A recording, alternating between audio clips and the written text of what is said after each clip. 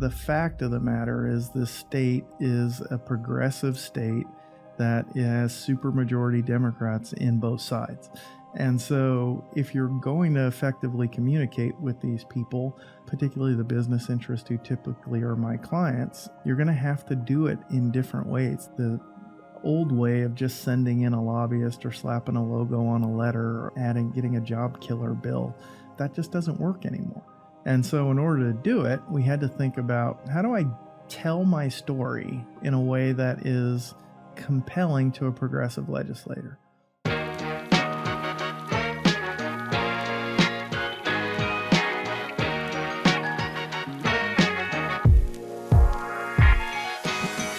Hello and welcome again to another episode of Sacktown Talks. Today we're glad to be joined by our friend Russell Lowry. Russell, how's it going? And thanks for joining us. It's good to be here, Jared. Thanks for having me. Yeah, it's kind of interesting.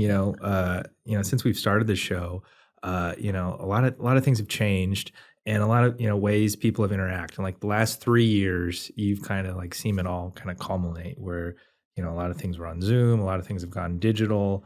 Can you kind of, tell us a little bit about yourself and kind of what some of the stuff you're doing at Highview Strategies, kind of taking advantage of kind of this new world we're living in? I think I have some outsized influence. I'm sort of a behind the scenes guy, but the social media has given me access to members that I just would have never had before. You're one of the more powerful well-known lobbyist in town, and you've got clients that write checks, and you participate in the political process. You're in the building all the time. That doesn't describe me yet. I think because of social media, because of this show and some of the scheduling and topics that we bring up, I'm able to engage with members in a different way, and I think that dynamic is just changing things a bit in and around Sacramento. Yeah, it's kind of interesting. Like it used to be like the tried and true way to get a hold of voters or members was mail, radio, TV. Right. Now what is it? Because people, maybe they check their mail, but it's not newspapers, right? Nobody's checking their newspaper. That doesn't get delivered anymore. It is still that way. I was involved with a campaign recently, and it was $100,000 for a full page of the LA Times, and they were doing this. And I'm sitting there, I'm saying, for $100,000, I could run digital ads in LA in 8 different languages to segmented groups by age and gender and tell you what their responses are. And yet so much of campaign spending is still old school. The percentage of budget devoted to digital has just not caught up to what is happening in other segments of society. I mean, I don't know anybody that doesn't have a phone in their hand, and I also don't know anybody who makes it a regular part of their day to open and read the physical newspaper. But political spending doesn't reflect that reality yet. But more and more every year. And I think it's coming. It's interesting. It's like the technology on your phone is so amazing. You like Google something, or you even talk about it, and all of a sudden you're getting all these ads for exactly what you're looking for. Right. Why isn't that way with politics? Like how is it not caught up where your phone is just immediately giving you the information? I think real talk is that the people who are really good at digital have not figured out a way for consultants to earn the commissions on digital that they do on the other ways that they spend money. The other way is people will do things a certain way because the person who won the seat before did it this way. I want to copy that.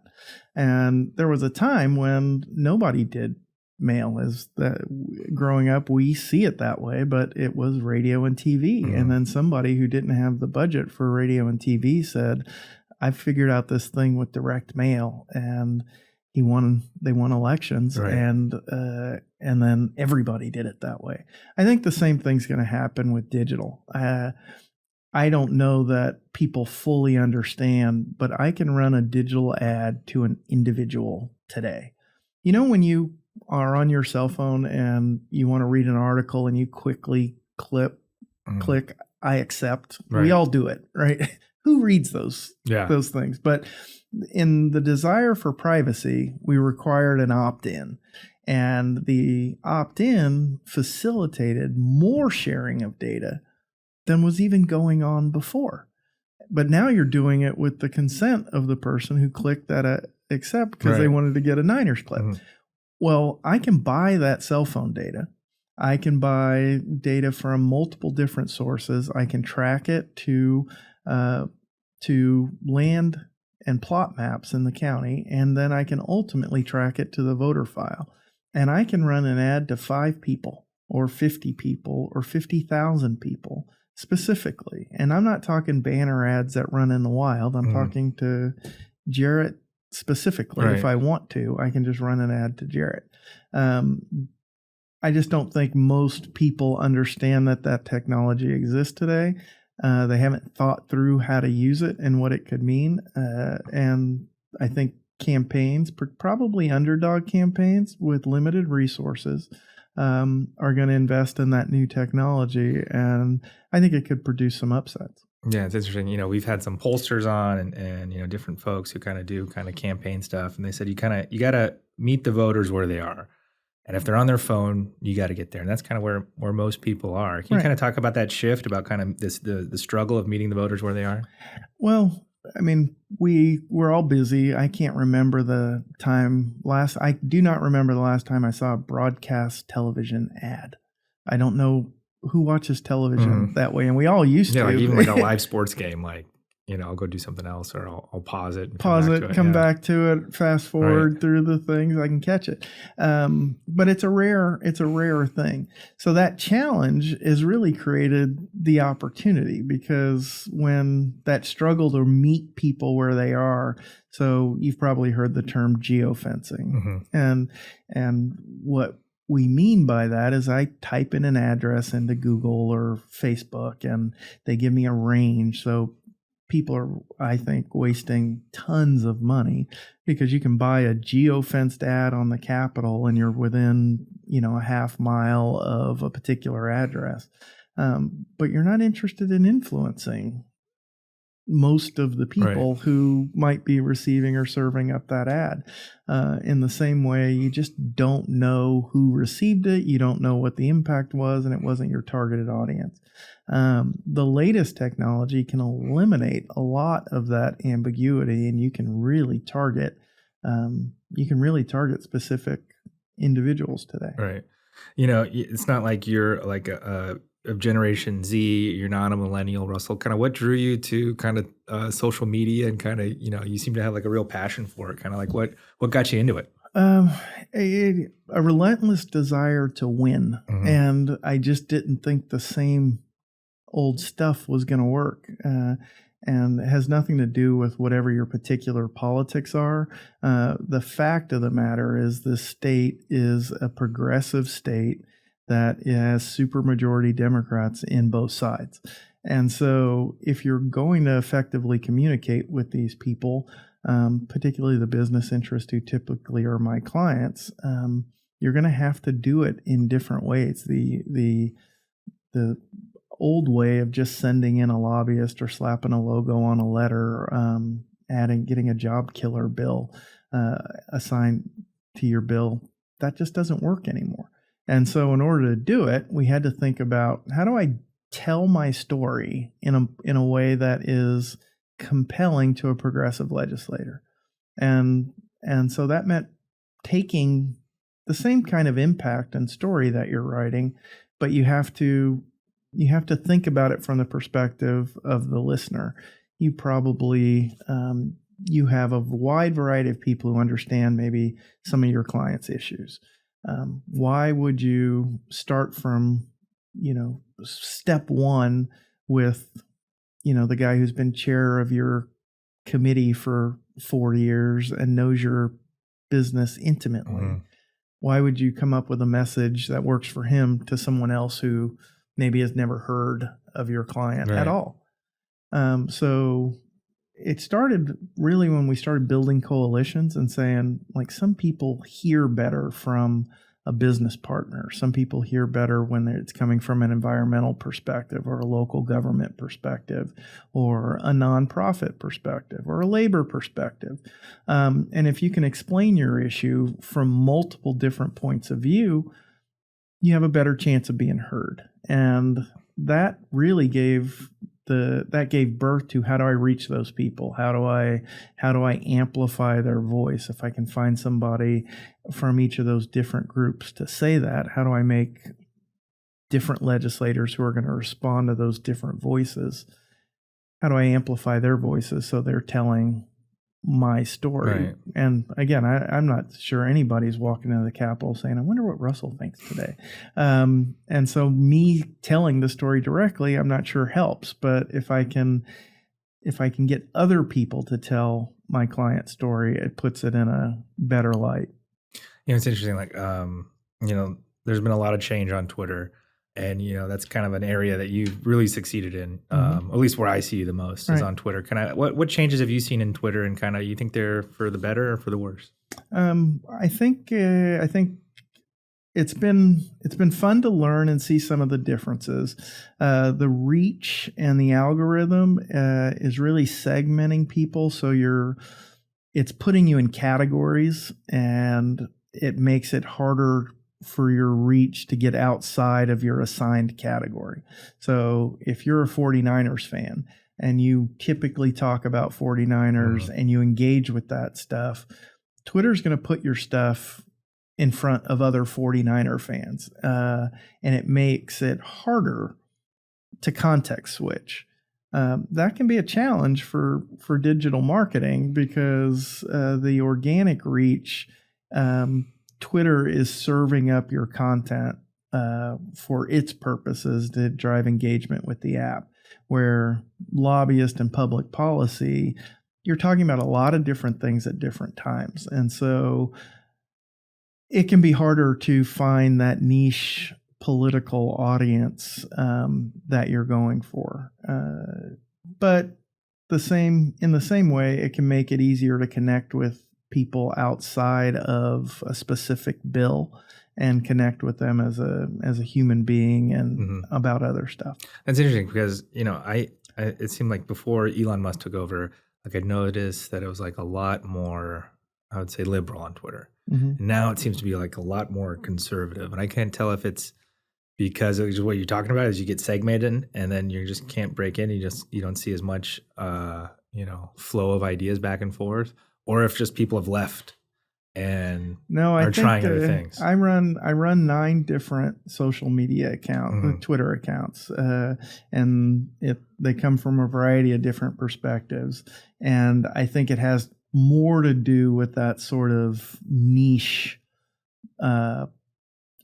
herding that Twitter is doing now. Than kind of like when you're on TikTok or Instagram and it feeds you reels that it thinks you might want to see. I guess that's what Twitter's doing, you're saying now, is it feeds you tweets it thinks you might want to see. Right. And if you tend to talk about business interest or that sort of thing, it puts you in a different category. And so you have to aggressively cultivate your feed to keep it diverse. If you don't, you'll get I call them intellectual ghettos, but you'll get so siloed that you're not engaging with everyone that you need to engage with. It can become an echo chamber for whatever group you've got. Yeah. Right. Oh, interesting. So you have, Twitter/X, you have, the Instagram, Facebook, Threads, you have Google. Kind of what's your strategy in targeting, a member or an issue with all these different platforms? Well, I start with thinking about the message that the member needs to hear. And the first and most important part of any message is the messenger. They just know, like, and trust some people already. So I'm looking to recruit people who are already close to the member, who can agree with a position or a portion of the position that I'm trying to push or that my client's trying to push, and then convincing them in their already existing relationship to engage with the member. And so that's going where they are. And you probably see this, but some members are, on all of those social media platforms. But the way they engage, I know I do. The way I engage on Twitter is not the way I engage on LinkedIn or Facebook or Instagram. Those are all different. And so if you show up on a member's Facebook page and ask them about ABXYZ, it's out of context. It's weird. Where on Twitter, that kind of policy discussion is more natural to the like space. Instagram, Facebook, they're just pictures of them in the community and their family, right? Just like, here's what we're doing today. Like, this is what's going on. Right. But how I might use that is to make sure your client is part of the community. So I have some developer clients and you're working on a project.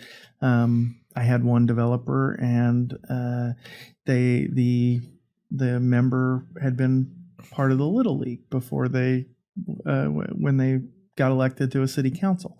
And so we interacted with the member by the developer was installing some lights on a baseball field, and the member got to cut the ribbon as they turn the lights on the Little League field. And so businesses and developers are part of the community. We all have a range of charitable activity, making sure and elevating so that policymakers see the full range of what you do, as opposed to just talking about your project or reducing a project to just a spreadsheet. That's a way to engage and tell a different story, and I think that's more of it. I never design a program and to take somebody outside their comfort zone or what they're doing, but I guarantee all of your clients are engaged in a variety of activities beyond their business. Right. They do other things. Yeah.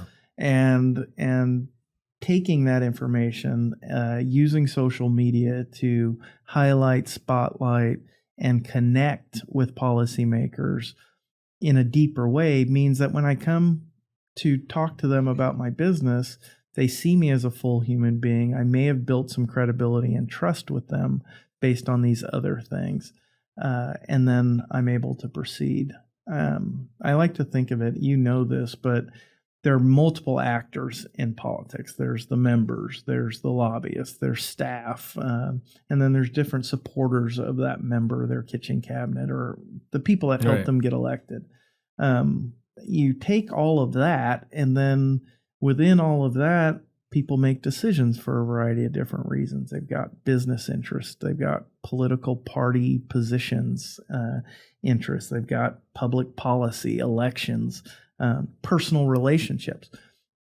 All of those levers, and then the different actors, are different ways where you can influence and have an impact on public policy. And I think we can get so narrowed in on, what are my words on a letter into the committee going to be? And that's one narrow. Nobody's reading the letter, right? Yeah, or they're reading it, or there's a bunch of them, or you're squeezing what you can into the first paragraph.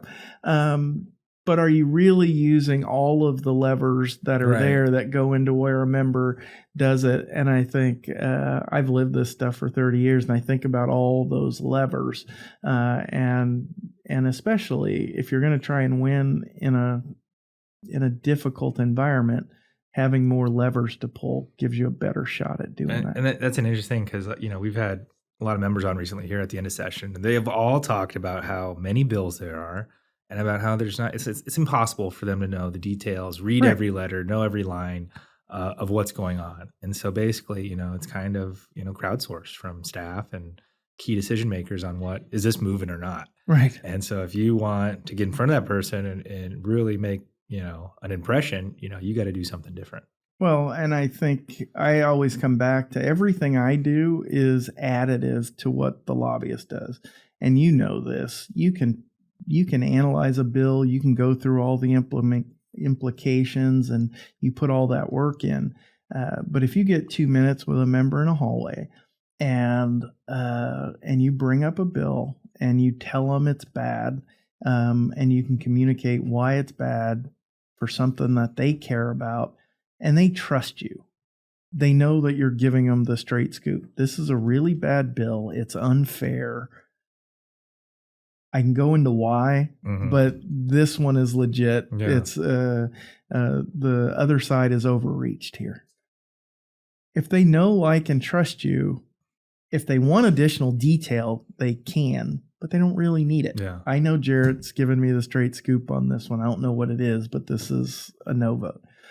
That's the value of a lobbyist, and everything I'm doing is just helping you build that relationship and others in your coalition to do that. Yeah, but it's kind of like, if it like it's the end of session, an amendment comes in or a gut and amend or something you don't like happens, and it happens fast. There's little, one person can do, or even like 10, covering 120 members in a day is pretty tough. That's kind of where what you're doing kind of comes in, right? It kind of helps you educate quickly and get your message out, right? Oh, it definitely does. I can definitely get the message out, and we can get I try and frame the question so that when they think of the bill, the question that the lobbyist needs to ask, why would you do this if it's going to have this impact? And if you can frame the question that way, you can win. But I remember I was a lobbyist for PG&E, and we had 3 of the top 5 biggest lobby firms on town. Right. When something broke, you needed to talk to 120 members in the governor's office. You could do that. Most of us are not resourced that way in order to do that. But I think social media can amplify your voice so that when the late amendments drop, do they already know you? Do they already like you? Have you built a relationship with them? Have you brought in and built a coalition of different voices who can all reach out and sort of envelop the member in a cocoon of messages that communicate what you need? You build it before you need it, as opposed to people who an amendment drops, then you just try and spend some money on ads at the end of session. Right. I'm not sure that stuff works. I mean, happy to help someone put together a program, but I don't recommend it. I don't sell it. But I would like to help people build that sort of coalition and nurture it so that it's a permanent piece of the lobbying infrastructure. I guess there's different aspects of politics and kind of PR. There's the whole getting someone elected or getting reelected, reaching out to voters, getting them to vote for you. And then once you're up here, it's kind of reaching the member to get them educated on your position or what you think on a certain policy. And there's kind of an inner working of those two sometimes, right? Right. Because if the member's not listening to you or you're not getting your message through, sometimes you want people down in their district to voice concern about what's going on and kind of mimic what you're saying. Exactly. Can you kind of talk about that interaction, how that could interplay? Yeah. So I don't want to talk about a specific issue, but the way I think about it is I think about who does the member need to hear from in order for my client's message to get through. And if the member is really not a friend to corporations or thinks corporations are rich and it's okay to stick it to them a little bit. If that's their disposition and I've got a hurdle to get over in order for that to be heard, well, I might have an implication of this bill that's going to hurt a local restaurateur in their district. And so I will hop on a Southwest flight. I'll organize a group of restaurateurs together, explain how a provision in a bill is going to hurt their access to credit, and then help those individual members contact their legislator to express their concern. I call it, there's nothing artificial about that. It's not ginned up. It's real grass. It's authentic grass. It was just nurtured, grown, fertilized, and watered to generate real grass. And that kind of authenticity is completely different than, sort of logo letterhead NASCAR Right. style lobbying. It just doesn't. Or some of the other work thing, that I way. don't know, you'll see like legislator X, you don't want them to do something, or they're doing something you don't like, and so you put the billboard up on the highway, or you send out mailers in their district. Sure. Can you talk about that versus some alternatives you would suggest, kind of using digital advertising or media? Sure. And so I would much rather have the members, people in the members district, concerned and caring about it, interacting with the member. That is the gold standard. The billboard, and I buy them, and they have their purpose.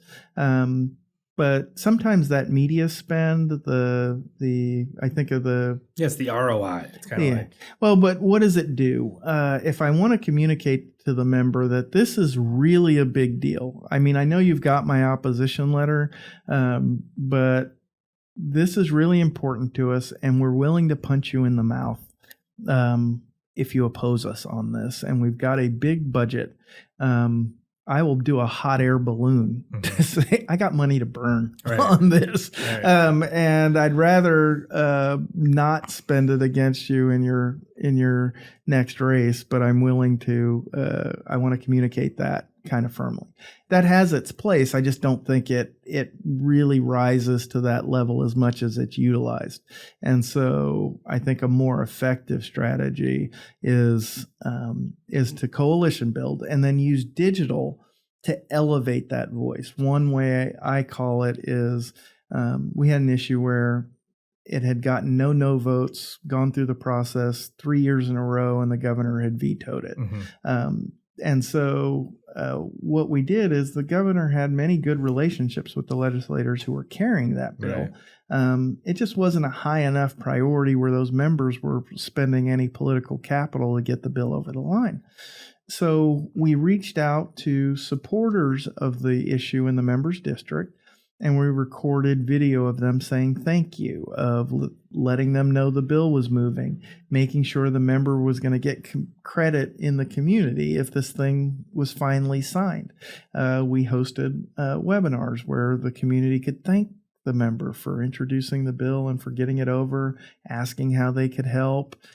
And then the various supporters of the bill, some key supporters were overlapped with the governor and the administration, and we recorded their testimonials in support of the bill, and then ran ads making sure that their support of the bill, which had been there in the past, was elevated so that it became these people were the voice of the bill, not simply the author. And it worked. The governor signed it. It was a big win for that community. Like, you've been a staffer, you've worked for members, you've been a chief of staff. You know how members think and what they react to. And there's always this talk of, oh, we should do X, Y, Z. Oh, well, we want him to change his mind, but we don't want to piss him off. That's the classic billboard thing, right? Right. Is there something to that, or sometimes you actually have to get someone's attention to actually get what you need? And that's where I kind of defer to the lobbyist on it. I like to talk through all of the things, but members have a variety of different considerations. I think the biggest driver is they're trying to make the world a better place. They want to feel good about themselves at the end of the day, that's what they're doing. And that's generally the biggest hurtle you've got. We all want to be loved, right? Right. But they also want to feel good about themselves. The politics and the machinations are all designed so that their vision of the world about how do they make it a better place can get implemented. And that sounds Pollyannish. I think the cynicism is foolish. It's not accurate. It's wrong. It's amateurish. At the end of the day, most members are trying to do the right thing. And if they just disagree about what the right thing is, your progressive member and your conservative member of the legislature they just disagree about what's best, but they're still trying to do what's best. So that's your first hurdle. But I'm not so Pollyannish to say that's the only thing that matters. That's part of it. they do have to get elected. So what's the political calculation? They do have personal interests. What's their experience? Do they have a spouse that works in the industry? Is it going to create problems or headaches for them? Is there a business interest? Is there a financial interest? Is it going to impact personal relationships between the members? All of those factors can go in. If I didn't have anything else, I would often, when I'm running around the building, people don't recognize there's some of the people are aware of the Republican and Democrat split. Far more intensity is the split between the assembly, the assembly and the Senate. The assembly and the Senate. And so there were often times where I would facilitate moving a bill or gunking a bill up to create animosity between the two houses. So because slowing things up or them having to come to me for a vote facilitated something that my caucus needed. And I just think that those sort of understanding all of the levers and using more of them would yield better results. People will spend too much time defaulting to, I can't win because the other side spends money, or these people are just crazy liberal, I can't get anything done. Well, the other side was spending more money before you ever started, and the makeup of the legislature is what it is and has been for a while. So knowing those two things, how do you win anyway? What's the plan to win anyway? And most people don't have a plan to win. They care about having a plan to keep their client. Right. and that's the core problem. That's interesting. So, everyone talks about the legislature, the bills going through, what the governor is going to do. But there's like hundreds of agencies, right, that make rulemaking processes, make decisions that are even more effective or harmful to businesses than anything the legislature here does. Can you talk about the difference of kind of the work you do on legislative versus regulatory? Oh, thanks for that question. That's a good one. Most of my work is in regulatory agency. I prefer to get things done in places where there's less attention, less scrutiny, and more ability to get things done. And so a key dynamic in that process is the administration. When you look at you've got the governor, you've got his appointees, and then you've got civil service bureaucrats. They're often not on the same page. Yeah, they're not on the same page, and and that creates an opportunity to get things done. And sometimes your beef is with the administration, and you're yelling at the governor. And the governor might even agree with your position. Right. He just doesn't even know that a low-level bureaucrat who's writing the regulation disagrees with you, which doesn't mean I need to get a letter from the governor telling the bureaucracy to get in line, or I need to approach the cabinet secretary. It could just be the threat of shedding light on what this bureaucrat is doing when they know they're sideways with the governor. Is enough to get you what you want in the regulatory process. They're often also working in obscurity. So a lot of times a bureaucrat is working and no one is paying attention to them. They're able to do what they want as long as no one's looking. And maybe the lobbyist or the business community is showing up and they're advocating for X, Y, but no one's really paying attention. And they will give you a good meeting, they will nod and keep doing exactly what they want to do. Sometimes shining a light in that is enough to get what you want, putting a spotlight on it. Another way to act is who is looking, and that can be the LAO, it can be the state auditor, it can be a budget subcommittee, and just by asking questions or scrutinizing the decision-making process, you can impact the outcomes significantly. And that is probably the most under-lobbied entity in the the administration. It should get far more attention than it does. There's wins available there. Interesting. Yeah, example, we just had, Steve Cruz on. He was talking about, a lot of regulatory stuff he's working on and kind of the interplay there. Is that where a majority of your work is? Mm-hmm. That's where a lot is going on in that space, and the ability to target and communicate with bureaucrats that can be hard to reach it's something we're better at than most, and we've kind of perfected a few little things that allow us to do that. Yeah, a little secret sauce there. Well, it's not. I mean, if you're talking about things, and I'm able to communicate it digitally, but if you're talking about a very specific regulation, these things are important to these state bureaucrats. They're investing a lot of time and energy and personal time into these agenda items, and no one's paying attention when it pops up on their phone that someone's talking about it. They're gonna pay attention to that, and the ability to do that is again, it shapes, it nuances, it frames, it can force. Maybe you've got governor's appointees up here. Who are tasked with implementing the governor's perspective on this, and the bureaucrats below them maybe don't want to do that. And the appointee is trying to navigate where they're in both worlds.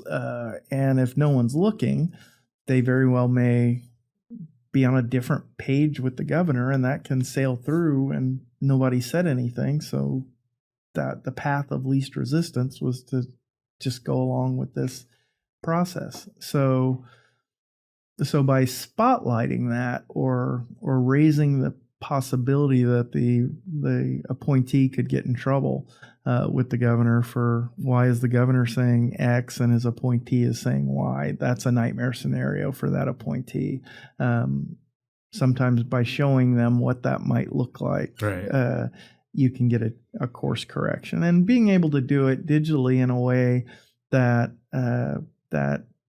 doesn't necessarily blow up the regulated entity that has to go before this regulator all the time, or the regulator can always cause more pain than me as the regulated entity can get from any one decision. Does that make sense? So they can give me exactly what I want on X because I forced it and rammed it down their throat.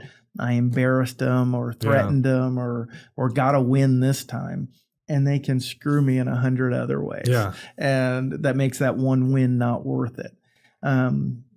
Digital communication allows me to engage and communicate on behalf of clients in a way that doesn't necessarily draw the same ire from the regulator to a particular entity. Right. Interesting. No fingerprints. Yeah, well, you see this sometimes. The chamber will oppose a bill, but individual companies are not. Similar in this way, you can do a lot of things. You can do a lot of things with your digital advocacy that protect the people who are participating in that process. That's fascinating. Well, awesome, Russell. Thank you so much for taking the time. If our listeners want to find out a little bit about you and your company, where can they find you? highviewstrat.com. All right. Well, thank you so much, Russell. Great talking with you, and we'll catch up with you later. Thanks, John.